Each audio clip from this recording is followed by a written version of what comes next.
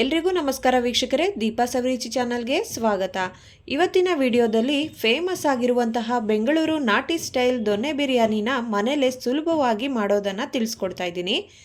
ನೀವೇನಾದರೂ ಬಿಗಿನರ್ಸ್ ಅಥವಾ ಬ್ಯಾಚುಲರ್ಸ್ ಆಗಿದ್ರೆ ಈ ವಿಡಿಯೋನ ಸ್ಕಿಪ್ ಮಾಡದೆ ಕೊನೆವರೆಗೂ ನೋಡಿ. ಯಾಕಂದರೆ ಈ ರೆಸಿಪಿಲಿ ನಾನು ಒಂದು ಸೀಕ್ರೆಟ್ ಇಂಗ್ರೀಡಿಯೆಂಟ್ನ ಬಳಸಿದ್ದೀನಿ. ಹಾಗಾಗಿ ವಿಡಿಯೋನ ಸ್ಕಿಪ್ ಮಾಡದೆ ಕೊನೆವರೆಗೂ ನೋಡಿ. ಮೊದಲಿಗೆ ಅರ್ಧ ಕೆಜಿ ಚಿಕನ್ನ ಉಪ್ಪು ಹಾಕಿ ಚೆನ್ನಾಗಿ ತೊಳೆದಿಟ್ಕೊಂಡಿದ್ದೀನಿ. ಬಿರಿಯಾನಿಗೆ ಚಿಕನ್ ಪೀಸಸ್ಸು ಸ್ವಲ್ಪ ದಪ್ಪ ಕಟ್ ಮಾಡಿಸ್ಕೊಳ್ಳಿ. ಸಣ್ಣ ಪೀಸಸ್ ಆದರೆ ಕಲಸೋಗ್ಬಿಡುತ್ತೆ, ಅದಕ್ಕೋಸ್ಕರ. ನಂತರ ಒಂದು ಕುಕ್ಕರ್ಗೆ 100 ಗ್ರಾಮ್ ಅಷ್ಟು ಎಣ್ಣೆ ಹಾಕ್ಕೊಳ್ತಾ ಇದ್ದೀನಿ. ಬಿರಿಯಾನಿಗೆ ಎಣ್ಣೆ ಸ್ವಲ್ಪ ಜಾಸ್ತಿನೇ ಹಾಕ್ಕೋಬೇಕು, ಯಾಕಂದರೆ ಅನ್ನ ಉದ್ರುದ್ರಾಗಿ ಚೆನ್ನಾಗಾಗುತ್ತೆ. ನೋಡಿ, ಈಗ ಎಣ್ಣೆ ಕಾದಿದೆ. ಇದಕ್ಕೆ ಮಸಾಲೆ ಬಂದುಬಿಟ್ಟು ಕಡಿಮೆನೆ. ಪಲಾವ್ ಎಲೆ, ಚಕ್ಕೆ, ಲವಂಗ, ಮರಾಠ ಮೊಗ್ಗು, ಸ್ಟಾರ್ ಹೂವು, ಇಷ್ಟೇ ಸಿಂಪಲ್ಲಾಗಿ ಒಂದು 5 ಐಟಮ್ನ ಹಾಕ್ಕೊಂಡಿದ್ದೀನಿ. ನೀವು ಬೇಕಿದ್ರೆ 1-2 ಏಲಕ್ಕಿ ಕೂಡ ಹಾಕ್ಕೊಳ್ಳಿ. ನಂತರ 2 ಮೀಡಿಯಮ್ ಸೈಜ್ ಈರುಳ್ಳಿನ ಉದ್ದುದ್ದ ಕಟ್ ಮಾಡಿ ಸೇರಿಸ್ಕೊಳ್ತಾ ಇದ್ದೀನಿ. ಈರುಳ್ಳಿನ ಗೋಲ್ಡನ್ ಬ್ರೌನ್ ಬರೋವರೆಗೂ ಫ್ರೈ ಮಾಡ್ಕೋಬೇಕು. ನೋಡಿ, ಈರುಳ್ಳಿ ಚೆನ್ನಾಗಿ ಫ್ರೈ ಆಗಿದೆ. ನಂತರ ಇದಕ್ಕೆ ಆಗಲೇ ತೊಳೆದಿಟ್ಕೊಂಡಿರೋ ಅರ್ಧ ಕೆಜಿ ಚಿಕನ್ನ ಸೇರಿಸ್ಕೊಳ್ತಾ ಇದ್ದೀನಿ. ಇದನ್ನು 1 ನಿಮಿಷಗಳ ಕಾಲ ಫ್ರೈ ಮಾಡ್ಕೊಳ್ಳಿ. ನಂತರ ಇದಕ್ಕೆ ಸ್ವಲ್ಪ ಕಲ್ಲುಪ್ಪು, ಅರ್ಧ ಟೀ ಸ್ಪೂನ್ ಅಷ್ಟು ಅರಿಶಿನ ಹಾಕಿ ಚೆನ್ನಾಗಿ ಮಿಕ್ಸ್ ಮಾಡಿ ಇದನ್ನು 3-4 ನಿಮಿಷ ಬೇಯೋದಕ್ಕೆ ಬಿಡೋಣ.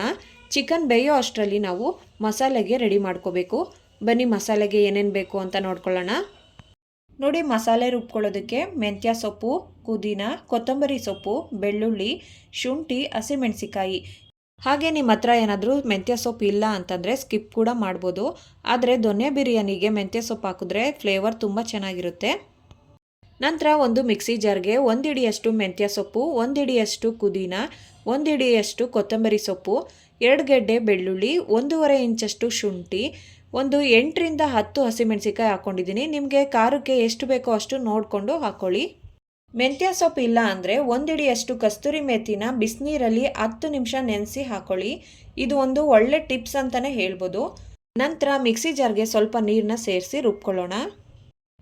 ನೋಡಿ, ಈಗ ಮಸಾಲೆ ರುಬ್ಕೊಂಡಾಗಿದೆ. ಈ ರೀತಿ ನುಣ್ಣಗೆ ರುಬ್ಕೊಂಡಿರಬೇಕು, ಜಾಸ್ತಿ ನೀರು ಹಾಕಕ್ಕೆ ಹೋಗಬೇಡಿ. ನೋಡಿ, ಇಲ್ಲಿ ಚಿಕನ್ ಕೂಡ 3-4 ನಿಮಿಷ ಬೆಂದಿದೆ. ಈ ಹಂತದಲ್ಲಿ ರುಬ್ಬಿಟ್ಕೊಂಡಿರೋ ಮಸಾಲೆನ ಹಾಕ್ಕೊಂಡು ಒಂದೊಳ್ಳೆ ಮಿಕ್ಸ್ ಕೊಡಿ.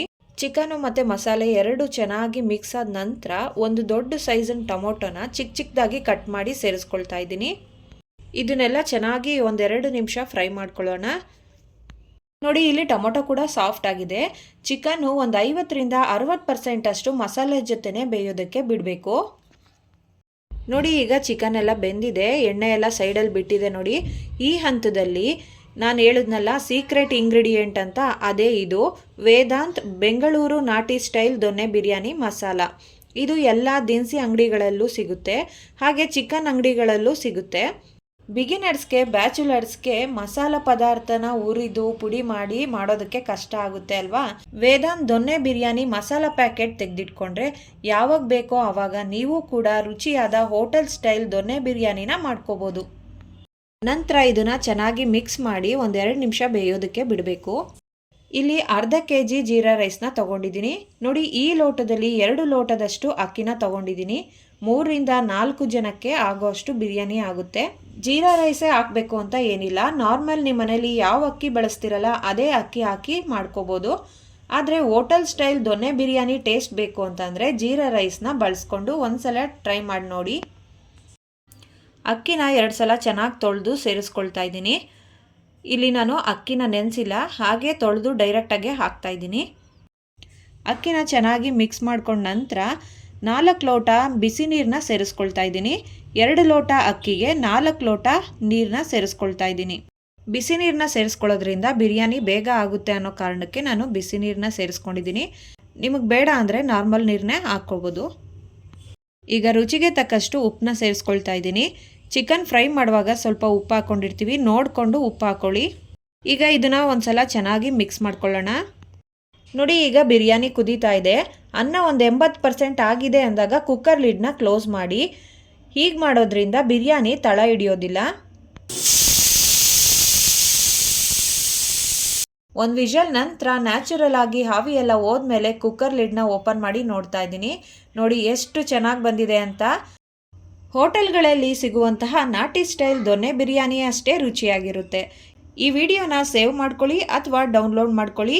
ಯಾವಾಗ ಬೇಕೋ ಆವಾಗ ವಿಡಿಯೋನ ನೋಡಿಕೊಂಡು ಮಾಡ್ಕೋಬೋದು. ವಿಡಿಯೋ ಇಷ್ಟ ಆದರೆ ವಿಡಿಯೋಗೊಂದು ಲೈಕ್ ಮಾಡಿ, ಶೇರ್ ಮಾಡಿ, ಸಬ್ಸ್ಕ್ರೈಬ್ ಮಾಡೋದನ್ನು ಮರಿಬೇಡಿ. Thank you.